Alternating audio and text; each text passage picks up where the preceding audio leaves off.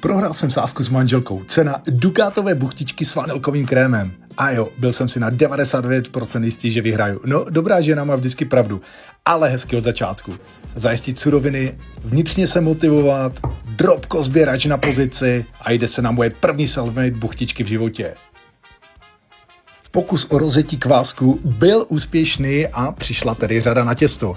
A protože jsem moderní člověk čtilíny, zkusil jsem si pomoct mixérem. No chyba, těsto si jelo vlastní freestyle, mixér protestoval a já začal přemýšlet, kde se stala chyba.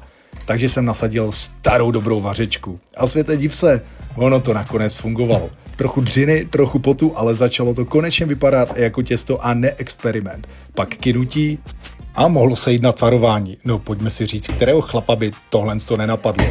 Každopádně tvary buchtiček, některé menší, některé větší, ale všechny s láskou.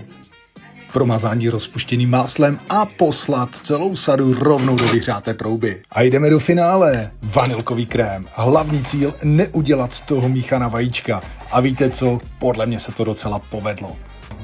Výsledek nadýchané buchtičky, jemný krém a manželka spokojená, což znamená jediné, mise splněna a moje prohra. Ta mě naučila jako každá jiná v životě opět něco nového a já myslím, že jsem je rozhodně nedělal naposled.